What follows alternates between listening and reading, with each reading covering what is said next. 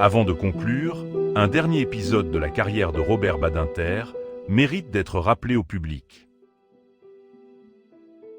Nous sommes en 2012. Robert Badinter n'occupe plus de fonction officielle, mais sa parole conserve un poids moral et institutionnel considérable.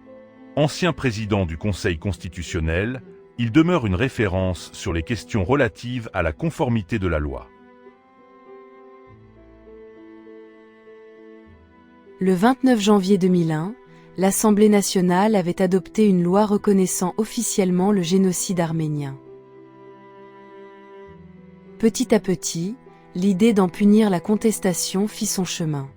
Le but était de s'aligner sur le dispositif de la loi Guessot de juillet 1990, première loi mémorielle française, qui sanctionne la négation des crimes contre l'humanité commis pendant la Seconde Guerre mondiale, autrement dit, la Shoah.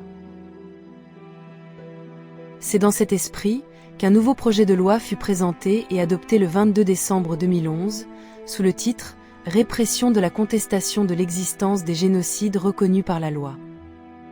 Bien qu'il s'appliquât à tous les génocides, les débats portèrent essentiellement sur le cas arménien. Restait à franchir une étape décisive, l'avis du Conseil constitutionnel. Et, quelques semaines plus tard, c'est le coup de théâtre. Présidé par Jean-Louis Debré, notoirement favorable à l'indépendance des historiens et hostile aux lois mémorielles, le Conseil constitutionnel censure le texte.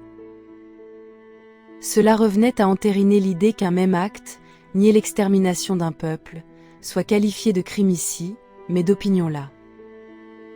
Nous étions en présence d'un cas manifeste, de deux poids deux mesures. Pour bien comprendre le contexte, il faut savoir que, dès l'adoption du projet de loi initial par les députés, la Turquie, implicitement visée, avait réagi avec une virulence extrême.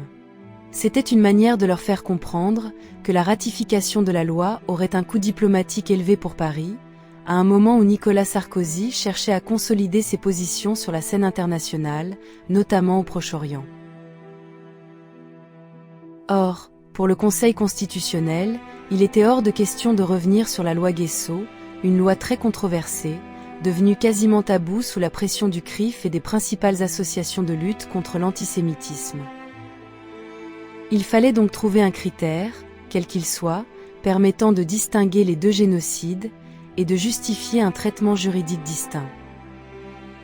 Interrogé par un journaliste arménien, Robert Badinter nous explique la logique juridique suivie par une institution dont il avait occupé la présidence quelques années plus tôt.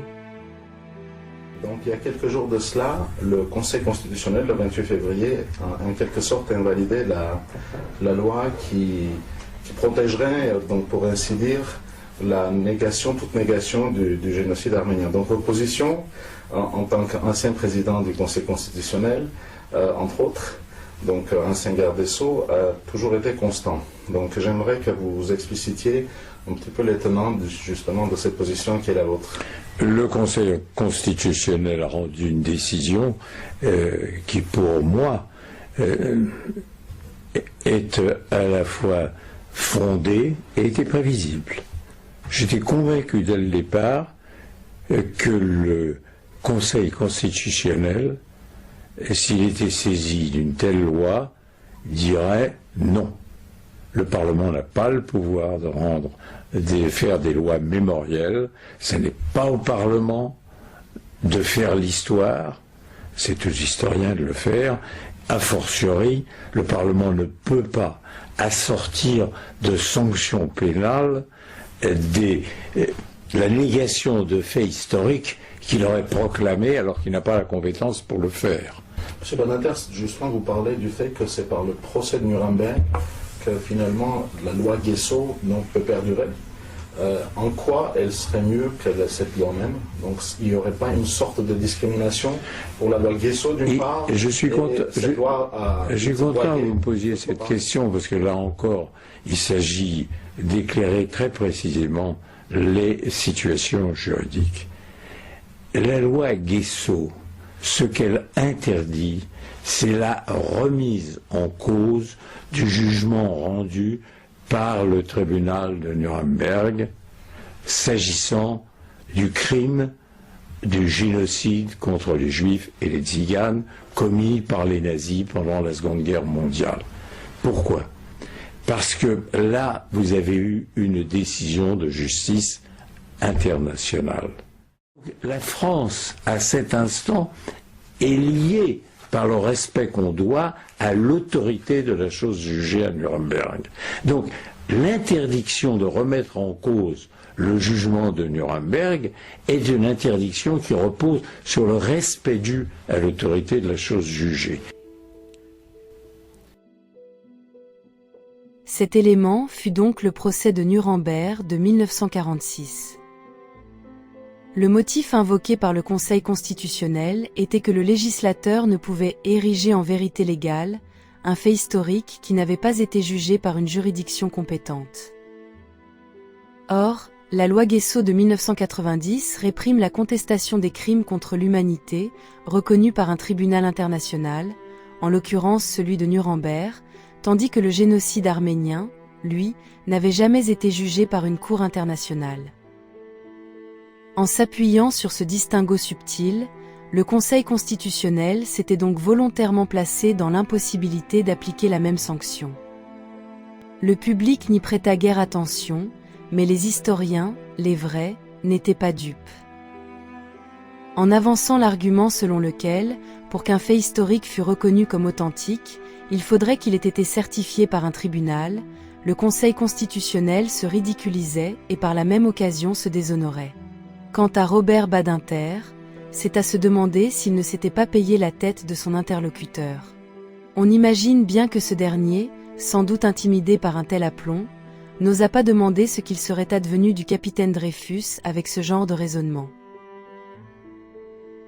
Un fin historien se serait empressé de signaler que le tribunal de Nuremberg ne saurait constituer une référence de la vérité, puisqu'il fut incapable de statuer sur le massacre de Katyn, laissant se perpétuer pendant des décennies le mensonge des soviétiques, jusqu'à ce que la Russie elle-même reconnaisse sa culpabilité. Enfin, en ignorant que la chose jugée puisse être une erreur judiciaire, Robert Badinter contredisait de manière spectaculaire l'un des fondements même du combat de toute sa vie contre la peine de mort. L'idée que la justice humaine est faillible et qu'aucun verdict ne saurait affirmer qu'il saisit la vérité avec une certitude absolue. Philosophiquement, la décision du Conseil constitutionnel était absurde, juridiquement elle ne reposait sur rien, mais politiquement, c'était pire encore. Elle instaurait une hiérarchie implicite des souffrances.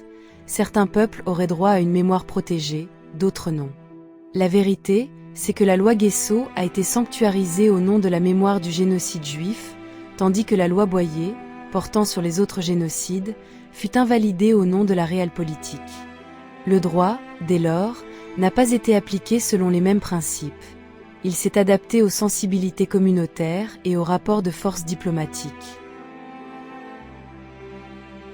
Quelques années plus tard, le Conseil constitutionnel fut à nouveau saisi, cette fois sur la constitutionnalité de la loi Guessot. Et, une fois encore, l'institution entérina le 2 poids 2 mesures. Mais, curieusement, il n'était plus question du tribunal de Nuremberg. Le nouveau motif invoqué tenait au trouble à l'ordre public et à l'incitation à la haine. Ainsi, la négation de la Shoah serait de nature à produire un trouble à l'ordre public, mais la négation d'un autre génocide, l'esclavage par exemple, non? Ce 2 poids, 2 mesures, que Robert Badinter semble assumer du haut de son piédestal, institutionnalise une hiérarchie des mémoires, source de rancune, de jalousie, de frustrations identitaires, dont les conséquences se font sentir bien au-delà du champ judiciaire.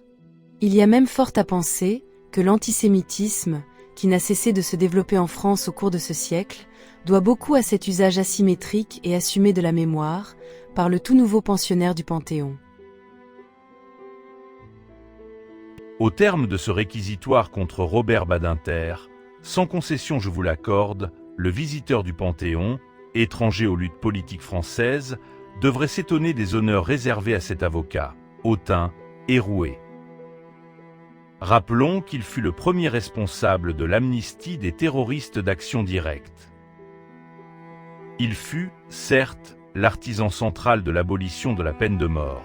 Mais il n'y a qu'en France où une réforme à la fois symbolique et dérisoire occupe une telle place dans l'imaginaire collectif.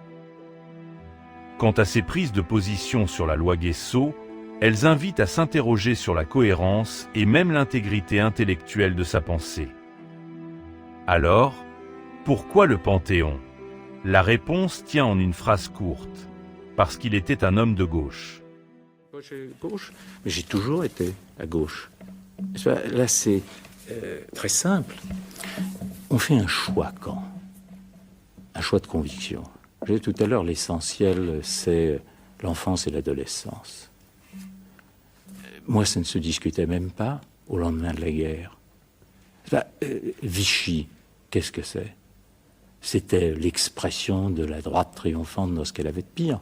Ça ne veut pas dire que tous les hommes de droite ont été vichysois, mais le régime de Vichy, c'est l'instant précis où ça se réalise.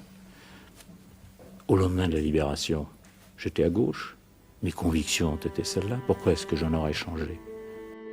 Son obsession pour la réinsertion est enracinée dans plusieurs filiations idéologiques.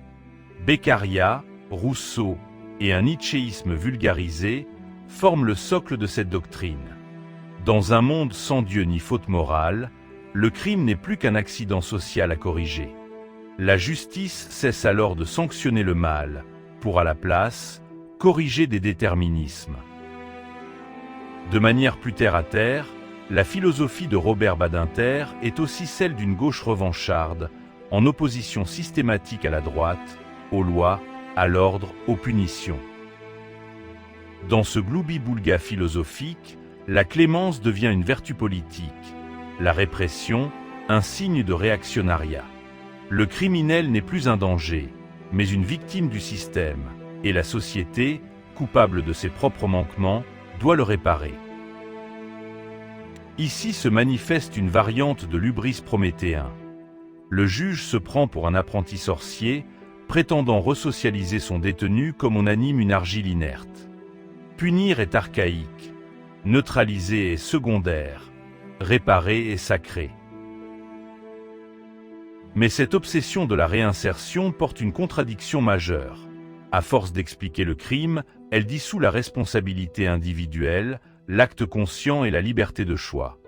Celle du condamné, bien sûr, mais aussi celle du juge.